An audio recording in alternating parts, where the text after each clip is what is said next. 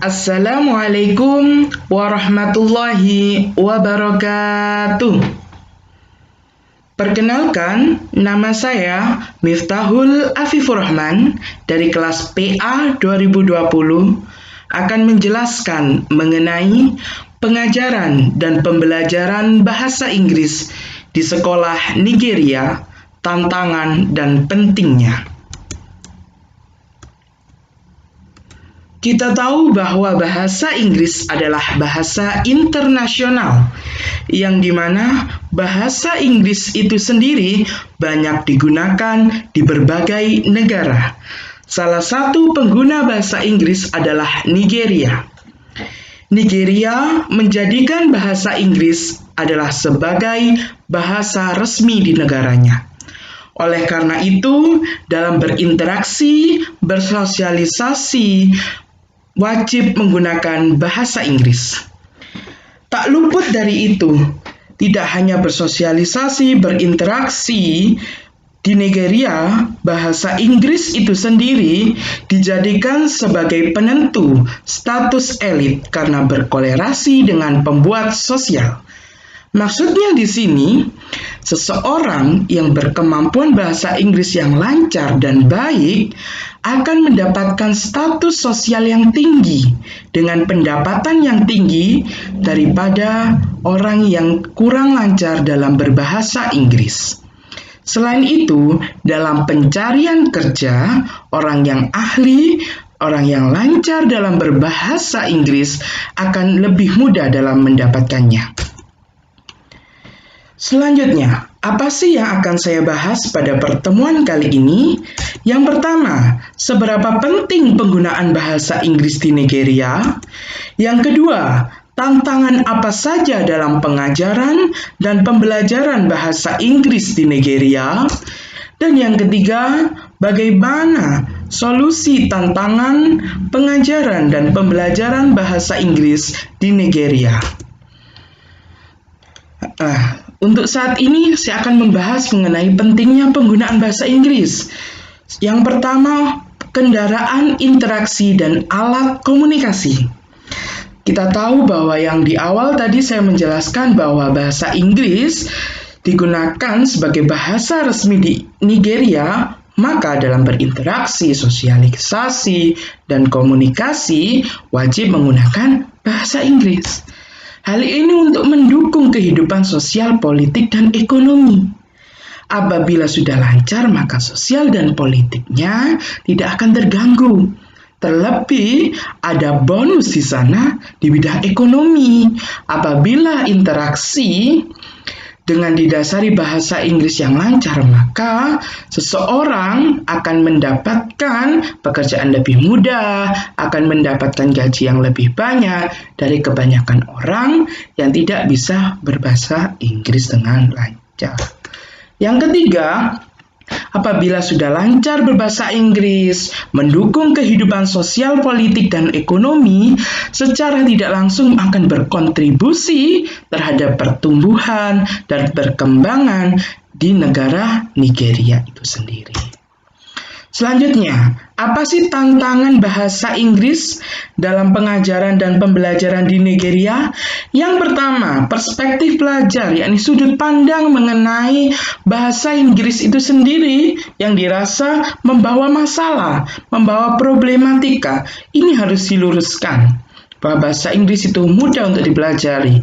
Yang kedua, sikap guru yang tidak memaksakan muridnya untuk belajar bahasa Inggris, sehingga bagi yang siswa yang mau belajar akan dibina, dan siswa yang tidak mau belajar akan dibiarkan begitu saja. Dan di akhir pembelajaran, tidak adanya evaluasi dari guru, sehingga tidak bisa mengetahui apakah seseorang atau murid itu sudah mencapai target atau belum. Apakah murid itu sudah bertambah ilmunya apa belum. Itu tidak adanya evaluasi. Yang ketiga, kurangnya pengulangan. Karena kurangnya minat dan perspektif tadi, sehingga tidak ada pengulangan ketika berada di luar sekolah. Yang ketiga, kurangnya konsentrasi. Kita tahu bahwa Di Nigeria, banyak background siswa berasal dari beberapa kalangan, sehingga konsentrasinya berbeda-beda. Kurangnya konsentrasi di sini disebabkan oleh insomnia, dari lingkungan keluarga mungkin ada masalah, atau lingkungan sekitar yang tidak mendukung, sehingga dari sanalah konsentrasi siswa berkurang dalam menyerap pembelajaran. Selanjutnya adalah perbedaan bahasa. Ada verb 1, verb 2, atau tingkatan-tingkatan dalam bahasa Inggris, sehingga sedikit mengganggu dan memberatkan siswa. Dari tadi ada tingkatan 1, 2, dan 3 dalam bahasa Inggris, sehingga transfer bahasa dalam pengaplikasiannya sedikit membuat siswa bingung dan membuat siswa kurang bersemangat dalam mempelajari bahasa Inggris. Lanjutnya, minimnya minat. Karena siswa hanya sekolah dengan penggunaan bahasa Inggris tadi, hanya ingin lulus dan mendapatkan sertifikat, dan tidak adanya gairah untuk belajar dan mengulanginya, sehingga minim minat tadi bisa berdampak buruk. Karena apa? Perlahan demi perlahan, bahasa Inggris yang telah ia dapat akan berkurang kemampuannya, karena kurangnya pengulangan di setiap harinya. Selanjutnya, kegentingan atau situasi di Nigeria pada saat itu yakni kurang aman karena adanya polemik antar warga negara, sehingga dapat memperburuk atau mengganggu proses pembelajaran dan pengajaran bahasa Inggris itu sendiri. Selanjutnya, solusi apa yang bisa lakukan, yakni yang pertama, guru perlu meningkatkan pengetahuan bahasa Inggris. Dengan metode yang diajarkan, diharapkan dapat meningkatkan pengetahuan bahasa Inggris siswa itu sendiri.